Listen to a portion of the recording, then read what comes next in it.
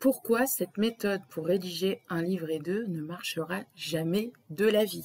Bonjour à tous, je suis ravie de vous retrouver pour ce nouvel épisode de podcast et on va s'intéresser aujourd'hui à la rédaction d'un livret 2 et principalement à la construction d'un plan. Pourquoi la méthode que je vais vous donner ne marchera jamais, et d'ailleurs elle est utilisée par certains candidats.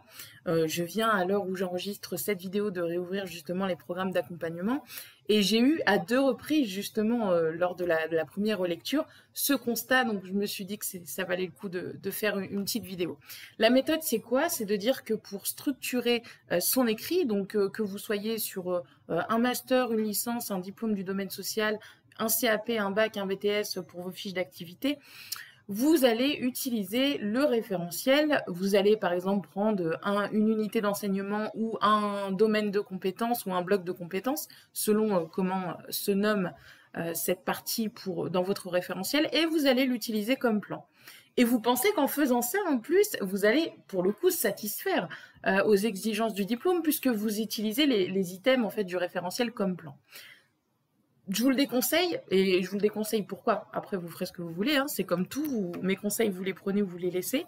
Je vous le déconseille parce qu'il va se passer 3 choses si vous faites ça. Première chose, vous allez vous retrouver bloqué parce que le référentiel, il est là pour vous donner les compétences attendues, mais ce n'est en rien un écrit fluide et logique. D'ailleurs, quand on le lit, on voit bien que pour certaines parties, ça se recoupe, qu'il y a des compétences qu'on peut prendre d'un bloc de compétences ou d'une unité d'enseignement à une autre, et que avec le cumul de ces compétences, on va en sortir une situation professionnelle issue de notre expérience. Donc, si vous prenez chaque item et que vous en faites un plan, déjà, à un moment donné, vous allez vous retrouver bloqué dans l'écriture, ça va manquer de sens, ça va manquer de fluidité, et pire encore, j'en arrive au deuxième point, vous allez tomber dans la théorie, c'est-à-dire que vous allez définir les compétences attendues, vous allez tenter de les développer, mais vraiment de manière théorique, et vous n'allez pas, troisième point, réussir à faire entrer votre expérience dans ces différentes rubriques, puisque ça ne sera pas logique, puisque votre vie professionnelle, vous la vivez d'une certaine façon.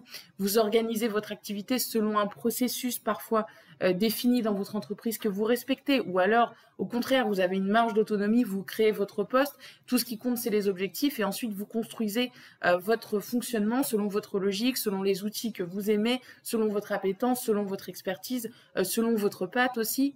Par exemple, si on est manager, il n'y a pas le guide du manager, enfin, il en existe, mais être manager, c'est inné, c'est en vous. Ensuite, il y a des techniques de management, mais votre patte, votre personnalité, votre singularité, et ce qui fait que vous allez embarquer vos équipes, c'est parce que vous êtes qui vous êtes, et que vous êtes un bon manager, et que vous avez une identité, et que vous avez un certain leadership aussi. Ok? Donc, c'est une erreur de penser que vous allez pouvoir utiliser le référentiel comme un plan. Vous pouvez, et si vous ne me croyez pas, à la limite, faites-le, livrez-vous à l'exercice, vous allez voir que vous allez vous retrouver bloqué. Et c'est d'ailleurs pour ça que j'ai eu cette idée de vidéo, c'est que les 2 personnes qui ont justement entamé cet exercice d'écriture avant d'entrer dans l'accompagnement ont fait justement cette erreur d'utiliser le référentiel comme plan, se sont retrouvés bloqués et se sont mis en quête d'un accompagnement méthodologique pour rédiger leur livret 2, ce qui fait qu'aujourd'hui, je les ai en accompagnement. Donc, vraiment, partez toujours de votre expérience.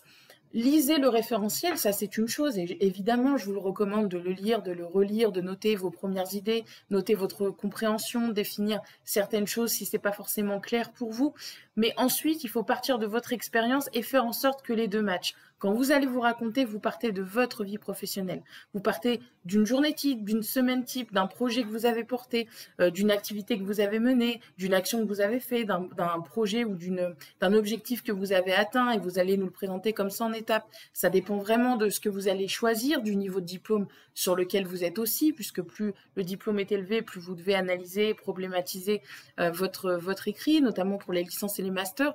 Donc, il ne s'agit pas ici de refaire toute la méthode pour la rédaction d'un livret 2, ça prendrait bien trop de temps. Mais en tout cas, je vous alerte là-dessus, faites très attention. Le risque, c'est vraiment de passer à côté de votre diplôme parce que 1, vous n'aurez pas tout dit, 2, votre écrit sera barbant à lire, 3, vous allez tomber dans la théorie. Ok? Voilà ce que je voulais vous dire, c'est pas plus long que ça. Pour les personnes qui manquent d'idées, l'e-book 101 compétences à développer dans votre livret 2 est gratuit et toujours à télécharger gratuitement dans le lien de la description de cette vidéo. Comme d'habitude, je vous retrouve prochainement pour une autre vidéo. J'espère que vous avez la pêche en tout cas et que ça se passe bien de votre côté. Moi, ça va super. Je vous retrouve prochainement pour une prochaine vidéo. À bientôt et surtout, gardez le moral, restez concentrés, restez motivés. Vous allez l'avoir ce diplôme, j'en suis sûre.